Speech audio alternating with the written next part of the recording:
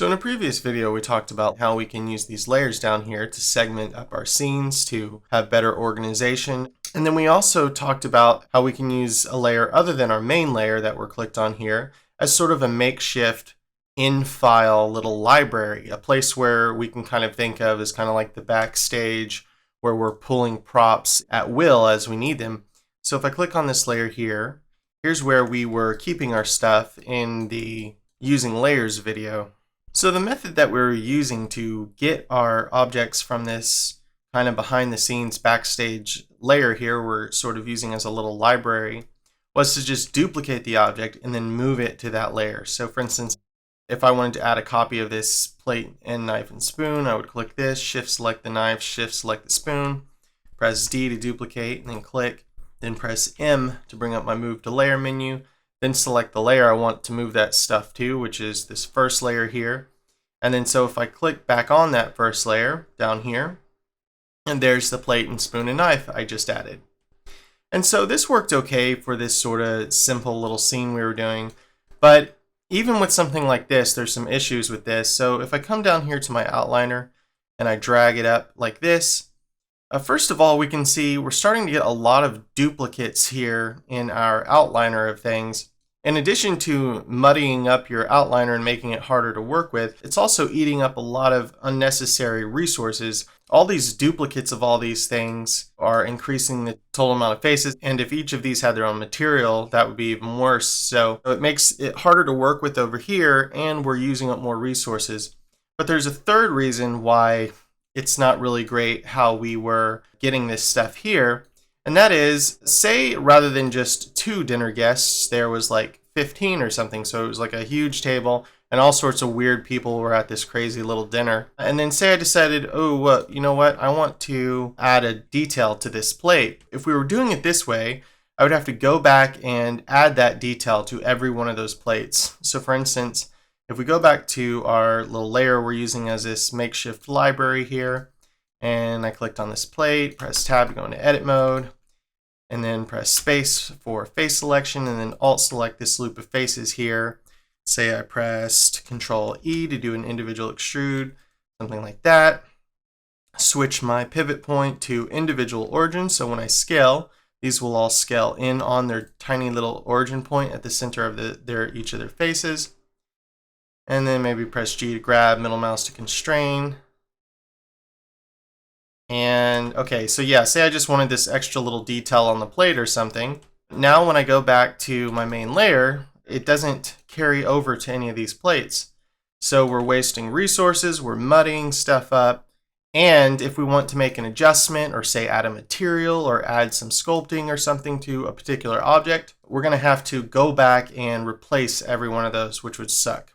But there is a way around this, and it's super simple to use and will make you into an incredibly powerful Blender wizard, and that is using groups and group instancing. So we're going to start by opening up a new file. So I'm going to go to File, press New, and then Reload Startup File.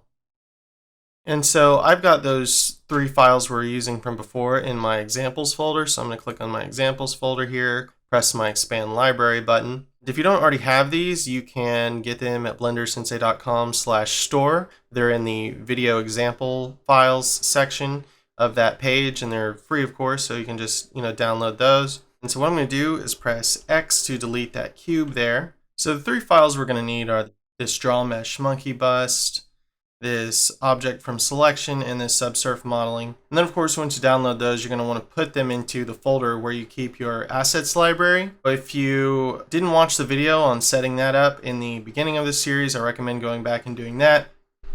Or of course, it's not super imperative that you use these files. You can just make up any objects you want. The point is that you're able to have something to follow along with the tutorial. I'm going to go ahead and click on this draw mesh monkey bust and then press append. And this appends this to my scene here. I'm going to go ahead and press S to scale that a little bit, G to grab, bring it up. And then I'm going to move my cursor over because when we append things, it goes to where the cursor is. So the next one I need is this object from selection here, press append. And that's brought in, and then I'll move my cursor over and click on the subsurf modeling file and press append. And that's brought in as well. And I'll go ahead and scale that down some. Okay, so I'm done with those. I'm going to close up my library. To follow suit of what we were doing in the using layers video, I'm going to go ahead and move all these assets to this second layer down here, so we can kind of treat this as our little kind of library behind the scenes place where we get stuff and edit stuff. So I'm going to press A to select everything here, and then press M to bring up my move to layer, and then select this bottom layer here, which corresponds to this layer. So that's where we are. I'll click that. And so we've got our stuff in here. So we want to recreate the scene we're using, except this time we want to do it using groups. So first of all, how can we see the groups in our blend file? So the easiest way to do that is to come down here in the outliner and right click anywhere here in the outliner and click View Groups. And you see when we do that, there's nothing here because we don't have any groups. To switch the outliner back to regular, right click again and press Go Back. So we always have this quick method of viewing our groups. We can also, if here in the 3D view, press Shift A to bring up our Add menu. We have this Groups menu here where we can turn a selection into a group by pressing Create Group, or you can use the shortcut key Control G. And then we also have restrictions here, which when we say restrictions, we're talking about these options next to each object, but it's located in the Groups menu because it's really convenient to use these with groups, but we'll get into that later. So let's make a group. So this time, rather than having all kinds of individual plates using up all kinds of individual resources and cluttering up our outliner, let's press B to do a border select and select this plate, knife, spoon, and mug here. Okay, so we can either press Shift A and under Groups, press Create Group here, or press Control G, so I'll just press that. And now this kind of dinnerware is a group. So if we come down here and right click and press View Groups, we can see that we have this plate group. So by default, when you create a group, the name of the active object, that is the last object you had selected, which will always be highlighted in orange, by the way, in your outliner. So if we press Go Back here, see it was plate. So when we created a group from that selection, right click here and go back to View Groups, it took on that name. So this is really convenient when you're making a bunch of little groups really quickly and it's not super important that you give each group a name. This way you can at least have a basic idea of what each group is, but you can also manually rename this if you want. So we could just call this dinnerware, I suppose. I guess that's how you'd spell that.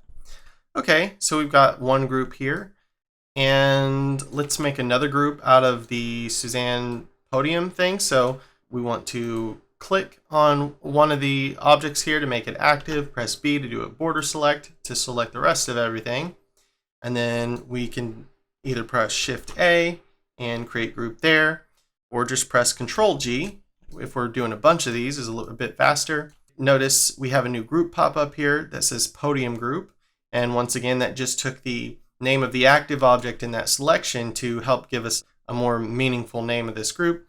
But we could rename this and call it Suzanne Bust or whatever, doesn't really matter.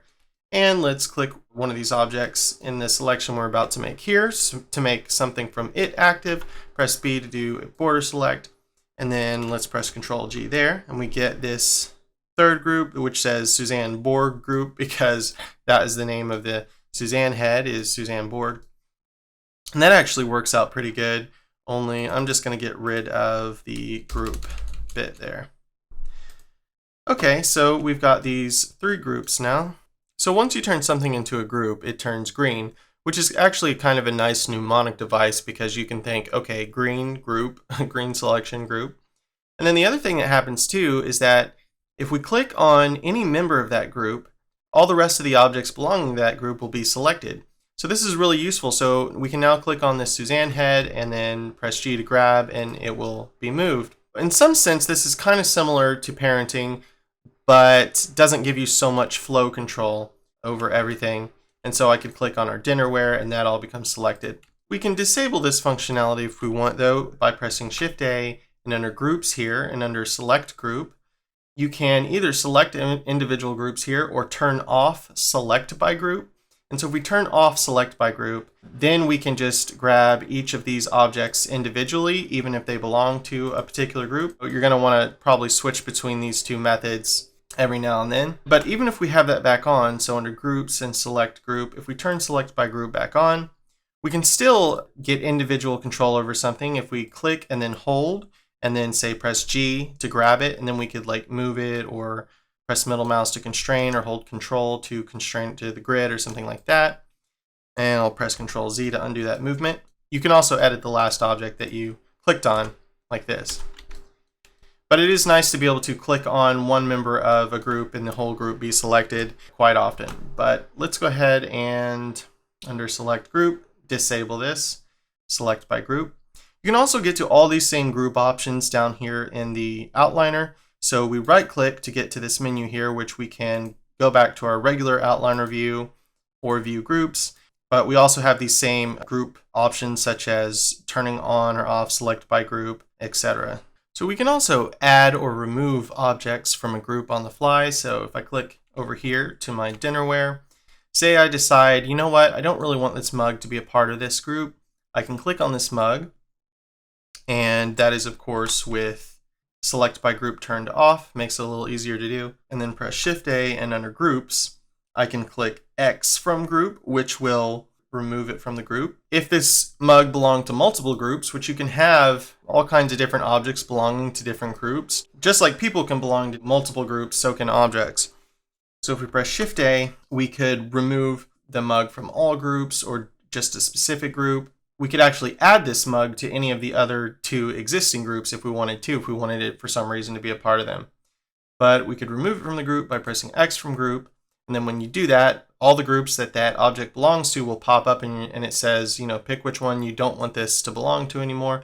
And we're like, okay, so it only belongs to the dinnerware one, and we don't want it to belong to that. Let's click that.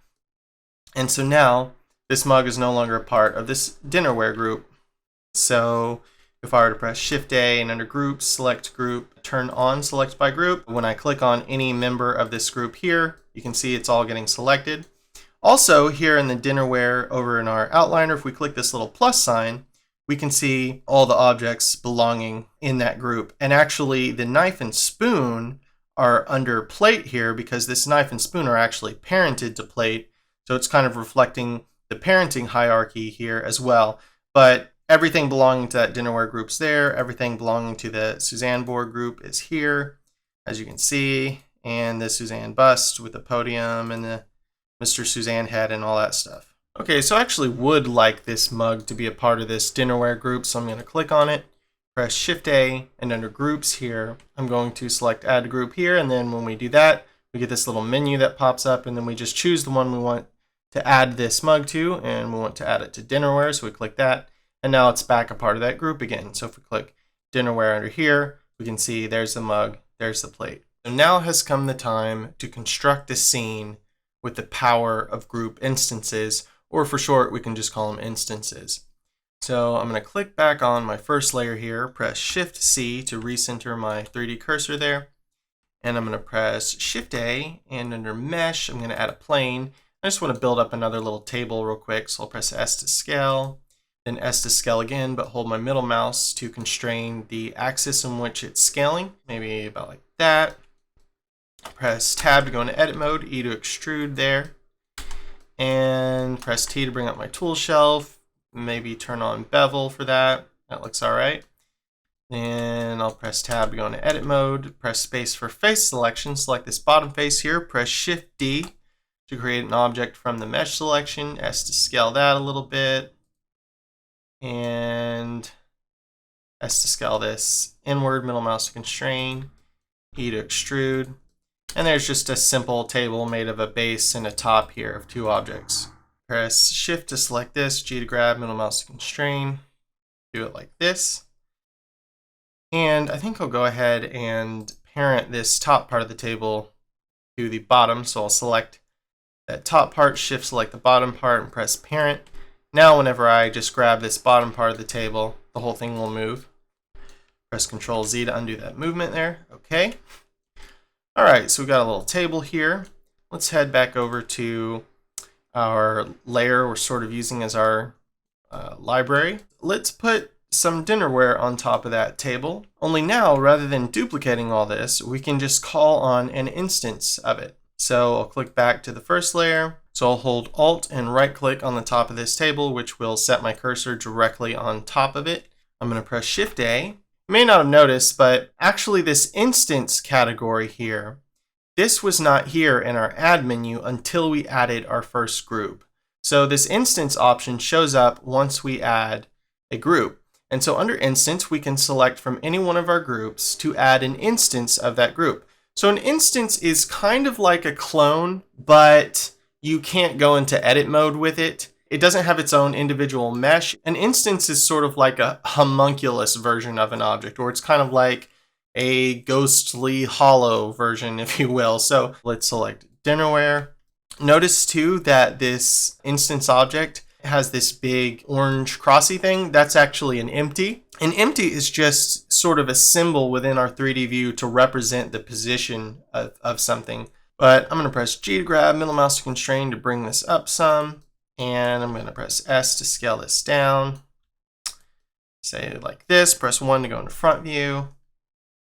And get this aligned with the table there. I don't like this empty being so large, so over here in my object properties, I'm going to just decrease that all the way down. So now we have this group instance here, and notice that if I tried to click on any individual part of it, the whole thing gets selected because it's kind of like just an apparition of that group.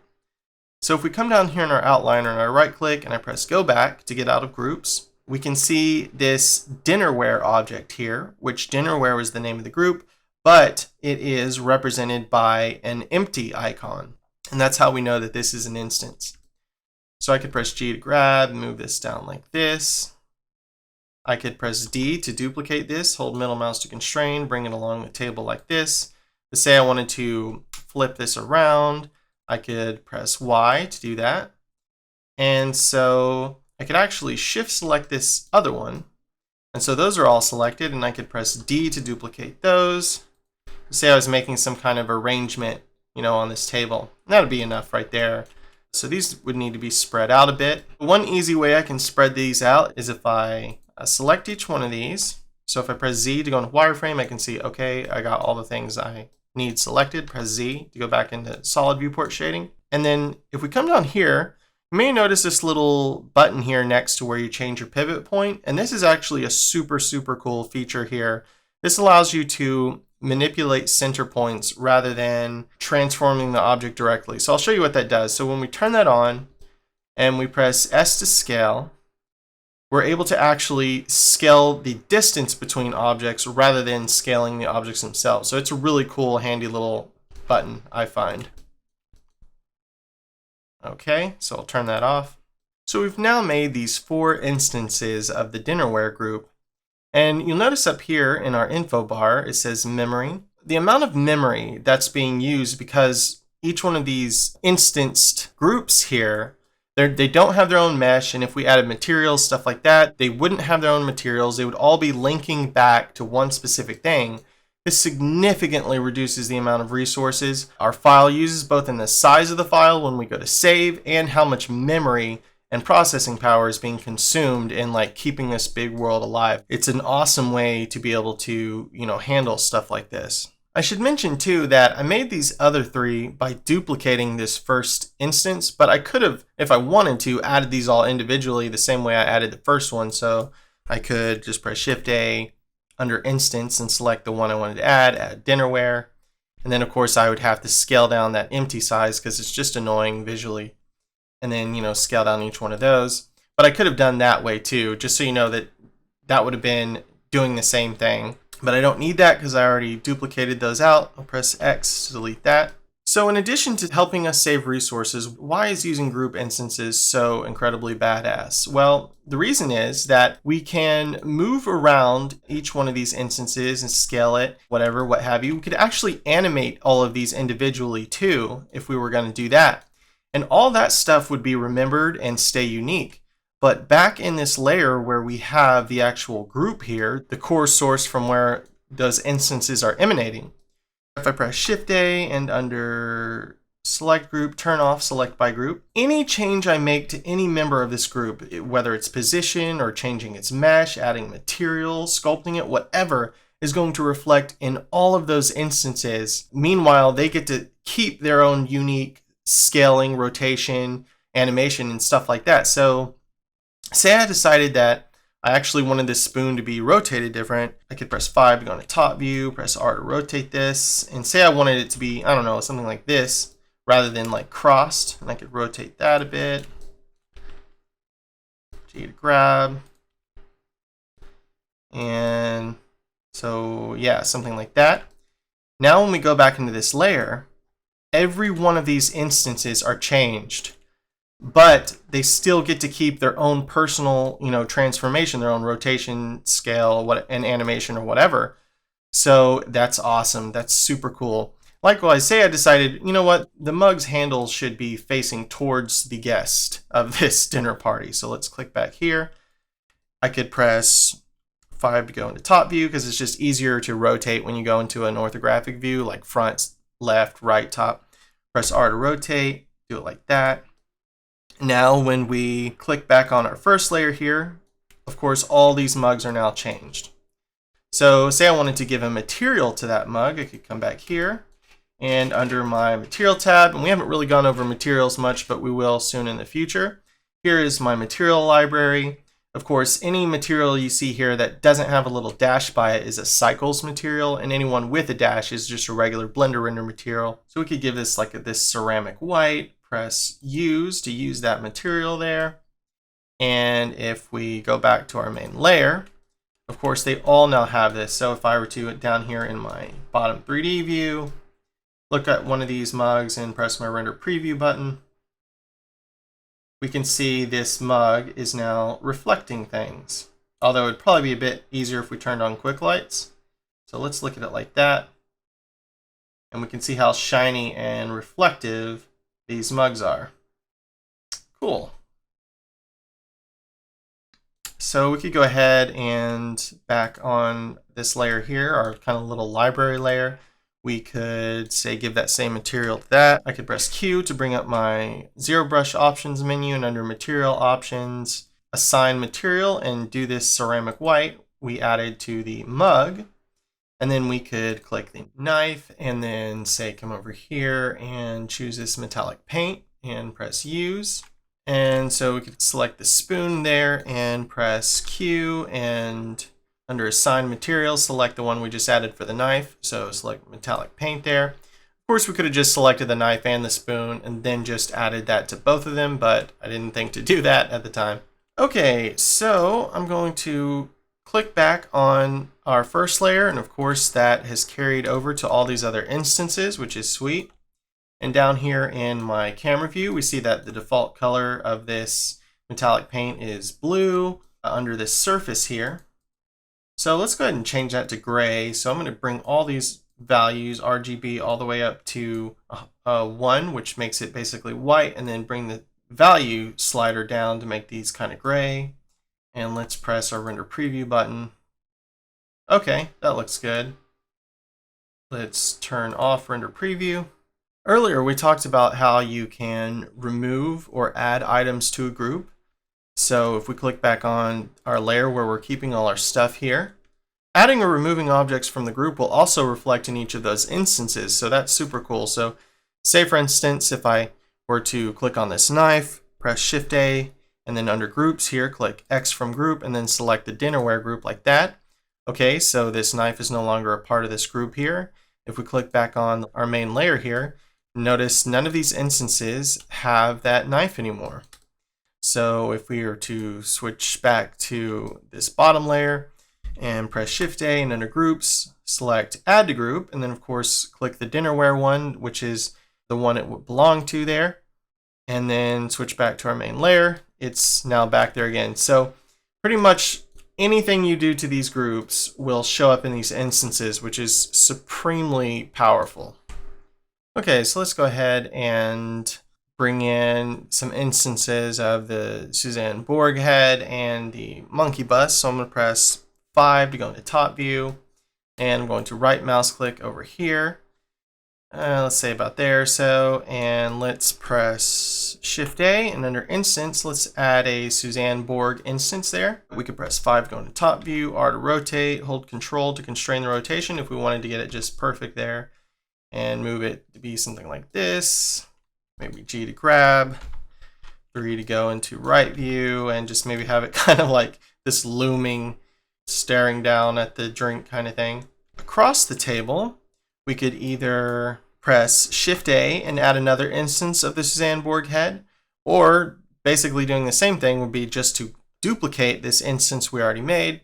Either way is going to be basically the same thing. It's just faster to duplicate the instance once you've already made it. So I'll press D and then press R to rotate, Control to constrain to when I'm rotating it there. And so maybe what we're having is like a parent-student lunch. So we could scale this one like way down and press 3 to go into right view, G to grab, and maybe it's kind of like looking up there at its parent, and maybe it's in front of its drink and plate, R to rotate, Z to constrain, maybe it's kind of like looking at him, and maybe he's looking at him, so R to rotate, Z to constrain, they're kind of looking at each other. And then on this side of things, I'll press 5 to go into top view, and press Shift A, and under instance, bring in an instance of the Suzanne bust there. 5 go into top view, R to rotate, and then hold Control. Get that like that. Press 3 to go into right view, G to grab, get this on line with the floor there. Okay, so likewise, let's make the instance the child version of the monkey bust. So I'll press 5 to go into top view, D to duplicate that instance. Once again, I could have as well just selected another one again, but it's the same basic deal here. Press R to rotate, Control to constrain, move it like this, and make this one much smaller, and G to grab, and maybe R to rotate, and do it like that, R to rotate. You can directly hold Z to just get it to rotate around the Z axis, or you can just use the middle mouse button to get it to constrain along one of those axes like this. Just, depends on whatever you're in the mood for, I guess. Okay, so let's go ahead and press Shift C to get the 3D cursor to the center, and I'm going to go ahead and add a floor. Shift A, mesh plane, has to scale. Tap W a couple of times to smooth that up there, just so I have a nice smooth floor. Maybe back my camera view out a little bit, and something like this. Okay, that's pretty much using groups and instances. I highly recommend playing around with this more than what we did in this tutorial. If you force yourself to get really good with using parenting and grouping in the proper way, then what will become possible for you to build exponentially increases. The size and complexity and really the awesomeness of what you'll be capable of will be way greater, as opposed to not using groups and instances and parenting your objects. So get into a habit of doing that early on, and you'll become an ultra mega Blender wizard for sure. So thanks for watching.